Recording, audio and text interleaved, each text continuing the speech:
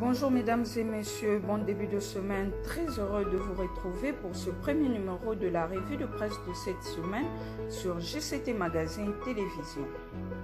Pour ce lundi 15 novembre 2021, les journaux parus ont braqué leurs projecteurs sur la qualification de Léopard de la RDC au tour de barrage de l'éliminatoire de la Coupe du Monde Qatar 2022. Procès Matata Ponyo et la marche du bloc patriotique.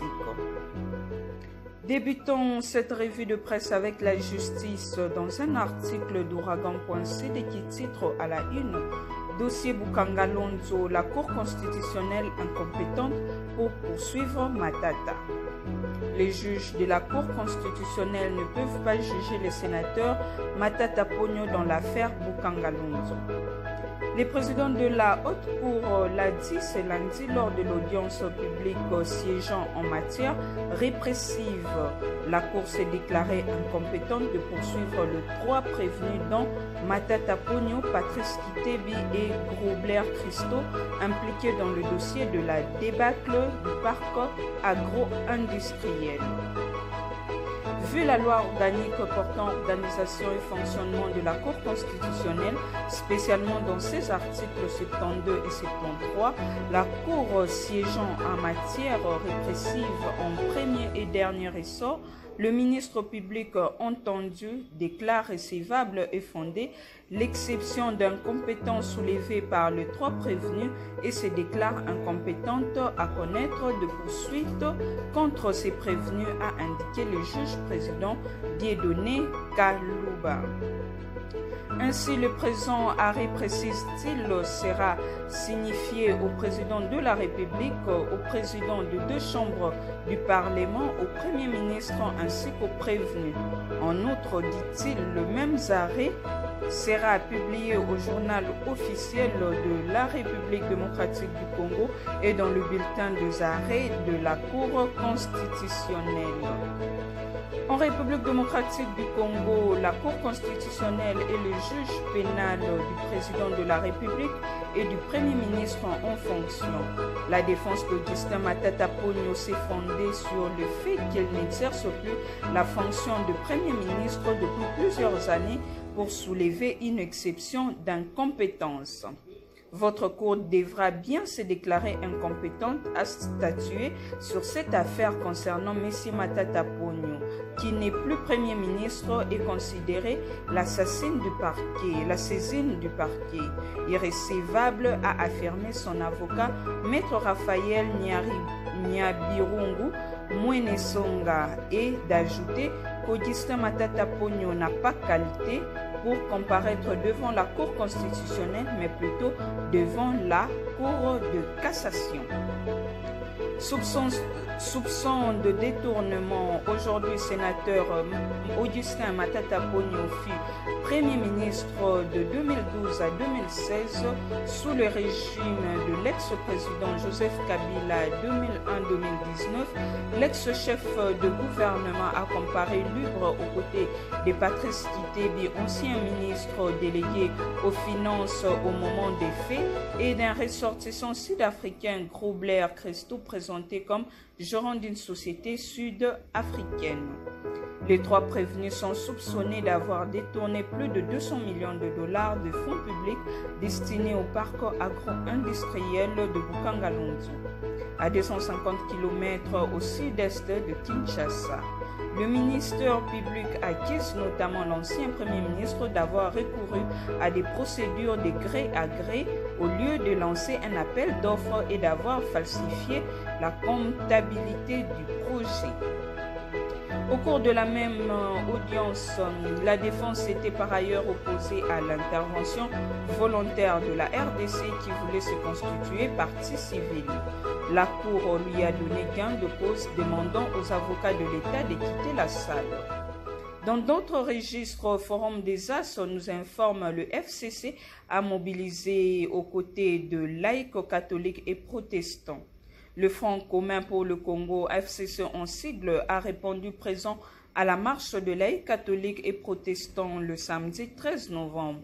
Les secrétaires permanents du Parti du Peuple pour la Reconstruction et la Démocratie, PPRD en sigle, Ferdinand Kambere, a conduit la foule qui fredonne les chants hostiles au pouvoir. Sur leur parcours, les manifestants réclamaient la dépolitisation de la Commission électorale nationale indépendante, l'éjection de l'équipe Kadima, la suppression du registre des appareils mobiles, la mise en application de la gratuité de l'enseignement. La mobilisation de la marche des laïcs catholiques et protestants en compagnie du FCC, la MOUCA et autres mouvements de la société civile a été une réussite totale, estiment nombreux d'observateurs. Malgré le retard d'une heure à la suite de l'averse, les militants et sympathisants de cette dynamique portant des t-shirts munis de banderoles calico ont bravé la pluie qu'ils considéraient comme un signe de bénédiction. Les marcheurs ont exprimé leur ras-le-bol contre la fachisphère. Ils proféraient des injures entonnant des chansons contre le régime actuel et l'union sacrée de la nation à propos de la désignation sans consensus de Denis Kadima à la tête de la centrale électorale. Il décrit net en outre la vie sociale et économique qui piétine. Pour le manifestant, c'est une parodie d'élection qui sera organisée en 2023. Les dés sont déjà jetés, d'où leur opposition. C'est ce qu'a indiqué Ferdinand Kambere, secrétaire permanent adjoint du PPRD, parti cher à Joseph Kabila. Nous sommes venus manifester notre mécontentement contre ce régime qui ne veut pas reculer. Nous avons répondu à l'appel de laïcs catholiques et protestants pour nous opposer à l'équipe Kadima, nouvellement installée à la CENI. Nous disons non à la fraude électorale en gestation, mais aussi à l'interminable état de siège qui ne produit pas des effets escomptés, et aussi au RAM, une taxe qui n'a pas sa raison d'être. C'est une escroquerie qui fustige le peuple, a confié ce cadre du PPRD. Les blocs patriotiques réussit son premier test, ajoutent nos confrères de Forum des As. Pour un coup d'essai, ça a été finalement un coup de maître. L'appel à manifester lancé par le KLCC et le Milapro a été massivement suivi à Kinshasa. Les itinéraires prévus pour la marche ont été noirs de monde. De Lemba Terminus en passant par Kianza et Université, rond-point Molar à Bandal et du triangle Sakumbi à Kitambo. Les Kinois ont battu le pavé en grand nombre jusqu'au stade Tata Raphaël. La flotte qui a arrosé la capitale ce samedi n'a pas empêché le manifestant de répondre au tout premier appel des laïcs catholiques et protestants. Si aucun signe ostentatoire politique ne pouvait être admis, on pouvait signaler la présence remarquée et remarquable du FCC de proches de deux têtes d'affiche de la MOUCA, bref, 7 blocs patriotiques. Ces regroupements hétéroclites qui réclament au fond le consensus dans la gestion du dossier CENI a reçu son premier test. Non seulement qu'il y a eu forte affluence, mais aussi la procession s'est déroulée sans incident majeur. La police a fait sa part, les organisateurs aussi ont su encadrer le manifestant. Il reste maintenant à savoir comment le bloc patriotique entend capitaliser le succès de samedi dernier et quelle suite le pouvoir donnera à cette marche qui, dans la capitale, a montré que le bloc patriotique jouit d'un écho important au sein, souligne le quotidien. Marche anti-Kadima absent, Fayulu et Mouzito ont évité la récupération politique. Fayulu et Mouzito ont été les deux grands absents de la marche anti-Kadima. Ils ont simplement évité toute récupération politique.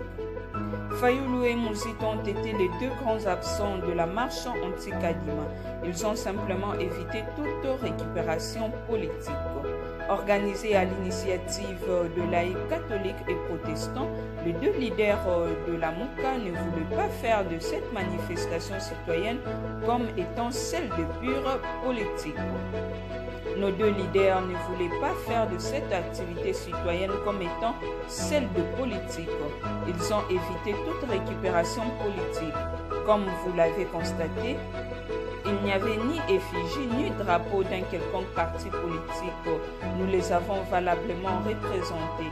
Le peuple était mobilisé, engagé pour soutenir le message de la dépolitisation de la CENI. A soutenu Blanchard Mungomba, le secrétaire général de Nouvel Élan. Néanmoins, le numéro 2 du parti de Moussetou a rappelé que le présidium de la Mouka a participé activement à la mobilisation pour la réussite de cet acte contre le bureau de la CENI. Je confirme que nos deux leaders ont valablement été représentés et participé activement à la réussite de cette marche de force politique et sociale, initiée par le laïc catholique et protestant, affirme-t-il. Cependant, a-t-il poursuivi, la Mouka va appuyer toutes les actions pour obtenir un processus électoral apaisé dans le but d'avoir des dirigeants légitimes. Nous allons continuer notre combat politique parce que la dépolitisation, ça c'est notre champ de bataille. En tant que citoyens, partout où il y aura des actions de mobilisation, des marches et autres, nous n'allons pas hésiter d'appuyer cela parce que l'objectif ici, c'est d'obtenir un processus électoral apaisé qui finira par nous donner des dirigeants légitimes, a conclu Maître Mungomba.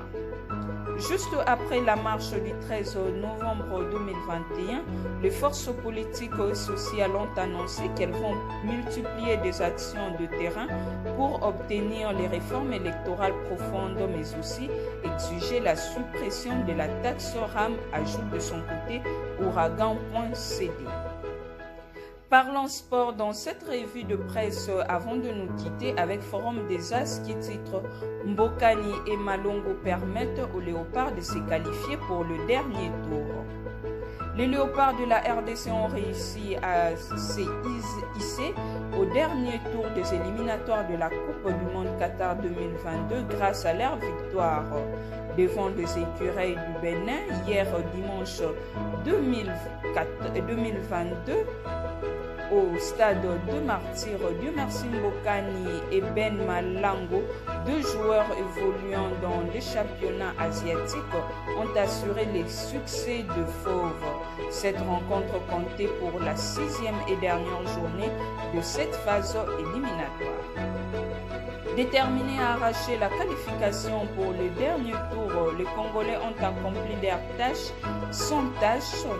Les poulains du sélectionneur national Hector Cuper ont inscrit 2 buts à 0 à raison d'une mi-temps. Ils ont ouvert le score de la 10e minute par le biais de l'inamovible buteur Dieu merci Mbokani sur un penalty discutable. C'est sur cette note que les deux protagonistes sont allés en pause. Au retour des vestiaires, les Béninois, sentant le danger de l'élimination, se sont projetés en avant pour chercher l'égalisation. Ces assauts n'ont rien produit. Les coéquipiers de Edo Kayembe ont corsé l'addition à la 75e minute à la manœuvre. Ben Malango de la tête titularisé pour la première fois dans ces éliminatoires après un centre de l'efficace latéral droit dit merci Mukolo Amale dit Soso. L'ancien défenseur du DCMP comme contre la Tanzanie a délivré une passe à Malango qui a logé le cuir au fond de filet. Le Makwar du stade a affiché 2-0. Agence congolaise de presse ACP titre de son côté le chef de l'État Félix Tshisekedi lance l'opération Objectif Qatar 2022.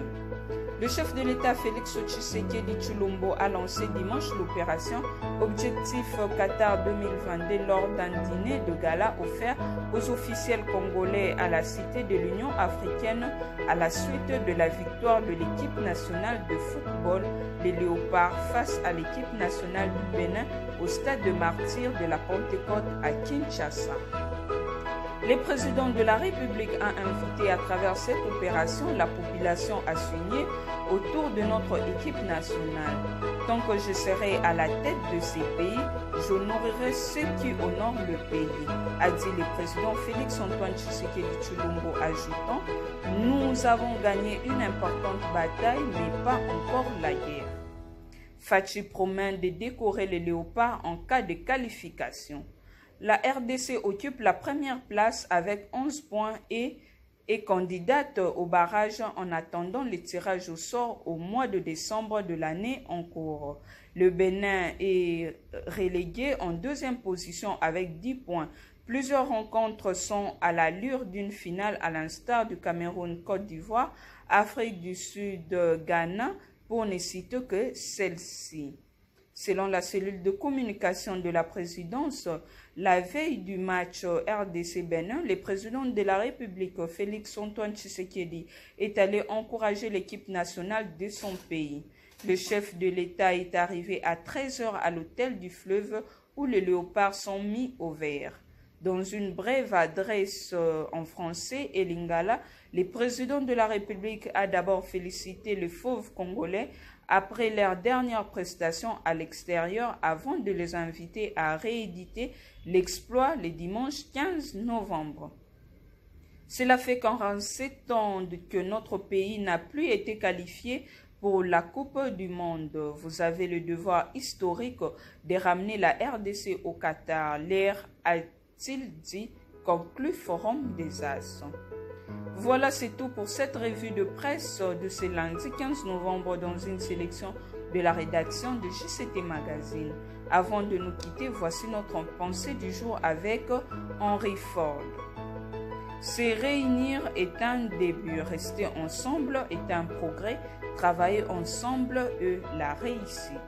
Restez connectés sur notre chaîne JCT Magazine Télévision et abonnez-vous massivement.